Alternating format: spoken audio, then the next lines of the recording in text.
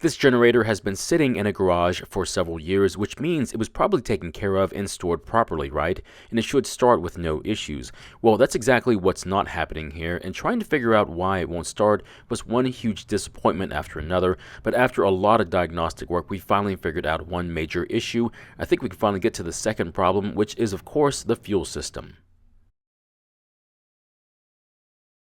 What's up everyone, and thank you for stopping by. Today's project is this Powermate generator, and the problem is that it won't start. Now this thing belongs to a friend who I've known for over 20 years and is also a very accomplished individual. Whatever goal they set their mind to means they're going to try their hardest to achieve it, so when they handed this one to me, I knew this was going to be a tough repair, and I hate to say it, but it almost got me.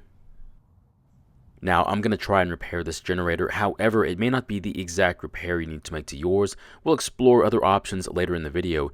Now, we're only going to mention what these other options could be. We don't have enough time to look into them, but if you need more information on these options, you're welcome to ask as many questions as you need to.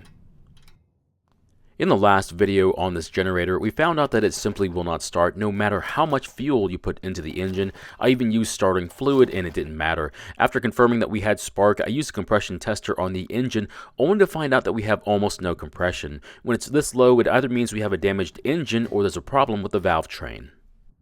After removing the valve cover, we find a very disturbing sight. The intake rocker arm has come loose and wasn't working the intake valve. That's the reason why the compression reading was so low. After taking a closer look, come to find out the stud for the rocker arm had come loose from the head, and it backed out so much that the rocker arm had come off the push rod. After cleaning the threads, I then applied some thread locker, reinstalled the stud, replaced the arm and the rest of the hardware. I then adjusted the clearance, but after doing all that work and using my compression tester again, the results from the tester was very disappointing. So the reading was only 65 psi, which I hate to say is not a lot and will mean the engine will be down on power. However, it is just enough for it to run. After we get it working again and put some more hours on it, I'll have to do another compression test on it and see if it improves. More than likely, one or both of the piston rings is stuck. Before we continue with the fuel system, we need to hear it run.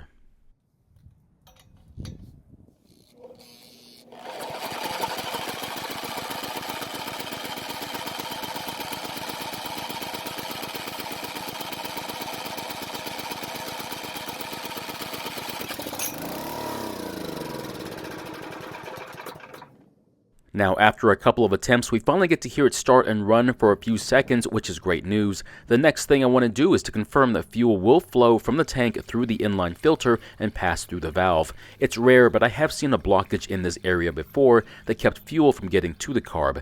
Checking this first will help keep your focus on the carb if you happen to have a starting issue. I forgot to mention this, but I am using stale gasoline for this test. I'm not worried about using this stuff because I'll be draining it during the test. I also intend on purging the system as well. As you can see, the stale gasoline is flowing nicely out of the fuel line and valve, so next we'll move on to the carb. Now, I'm not very familiar with this style of carb, so if you know anything about it, I'd appreciate knowing more about it. Now, to get inside the carb, we need to pry this retaining spring from the bottom of the bowl. Then we can drop the bowl, which is where the float is also located. It also turns out the main jet and what I believe is the pilot jet is here as well. So here's the replacement carb they ordered, and it turns out it will not work for this application, so it's unfortunate we won't be able to use it, but I would like to open it up and see what it's supposed to look like on the inside. So it looks pretty much like the original one, so if we have to, I guess I could replace the bowl section with the other one, but I'd like to try to fix the original one first. Just be careful because there's a spring at the bottom of this opening in the middle of the bowl and it's very easy to lose. Before I clean the bowl, I'm going to carefully remove the float and needle by slowly prying on the metal pin. Once it's loose, I can carefully remove it. With the float gone, I can get a good look at the bottom of the bowl, and it's not terrible in there. I think we can get away with a good carb spray and clearing the jets, and we should be good to go. To get access to the main jet, we have to remove this rather large bolt on the side of the bowl. I was just going to spray some carb cleaner into the passage, but when I pulled the nozzle out, the jet came out with it. So here's what I think is the main jet, and it looks like it's clogged because I can't see through it. To clean the jet, I'm going to use my small wire I always use to clear all my jets, but I'm sure you can use any small diameter wire. Once it's clear, we can now see through the jet, but it turns out there might be one more jet just like this inside the bowl. If we take a look inside the opening where the jet sits, it looks like there's another one inside it, and that means we'll have to clear that one as well. I don't know if this one comes out, so I'm going to clear it while it's inside the bowl. After that, I'll then spray some carb cleaner into the opening. The next thing I want to do is to make sure this tiny opening is clear as well. I think this is the pilot jet, but like I said earlier, I'm not very familiar with the style of carb. After that, I'm going to remove the emulsion tube so I can make sure each one of these tiny openings is clear. Now this one looks clear, but I'm still going to run a wire through it just to make sure. If you don't want to use a piece of wire, carb cleaner or compressed air should work fine as well. Once I think I've cleaned the carb as well as I can, I'm going to reassemble it. I'm going to be honest here for a minute, but I had to clean the carb twice before I got it to work correctly, so take your time, otherwise you could end up doing this job twice. Now when reassembling the carb, make sure you replace the spring, otherwise the carb may not work correctly. After that, I'm going to replace the needle and float back into the bowl. Also, be very careful when you press it back into place, otherwise if you break it, you might have to replace the whole carb. Also, when I turned the bowl upside down to blow air into the fuel inlet to confirm if the needle was leaking, the spring fell out again. After putting the spring back in, I can now put the bowl back onto the body of the carb. Just make sure you put the bowl back on in the correct orientation. Once the carb is back together, I can now install it back onto the engine. Now to help find the correct parts for your generator, try and find the model and serial number somewhere on the machine. If not, try and take as many photos of all the labels you can find to help identify it.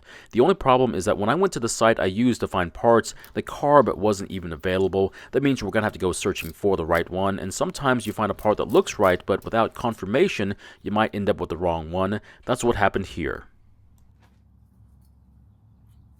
Unfortunately, there's supposed to be a breather hose for the emissions and it's missing. I don't know if I can find this part, so we may have to forget about replacing it. The only issue is that we'll need to eventually cap off this barb on the intake, otherwise the engine will breathe in unfiltered air. If the engine runs for long with this open, the engine could wear out prematurely.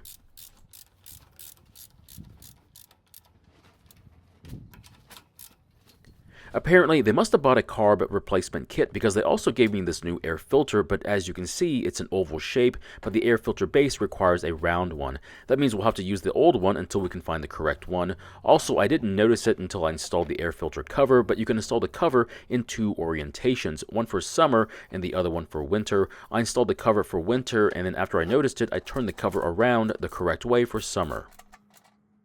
Next, I'm going to replace the recoil assembly, then put some fuel into the tank. Now the fuel I'm using is 89 octane, 100% gasoline with no ethanol, and it's also been stabilized. I've been asked what gas station I get my fuel from, and I don't have an issue telling you in the comments, but I'm not advertising for this station, so I'm not going to mention their name. All I can say is it's not a very common station where I live. In fact, there's only one close to me, and the others are over 30 miles away. Before I connect the fuel line to the valve, I'm going to purge the line by opening the valve for a few seconds until the fuel changes color from orange to its regular color. Then I know there's no more of that stale gasoline I was using earlier. After that, I'll reconnect the fuel line, turn the valve to the on position, and wait and see if there's any fuel leaking from the carb. After a minute of waiting, I don't see any fuel leaking from the carb, but if you do see any here, shut the fuel valve off and then loosen or take off the filter base. That way it allows the fuel to leak away from the engine and not flood it. The last thing we need to do is replace the screws that hold the fuel tank to the frame, and then we can finally try starting the engine.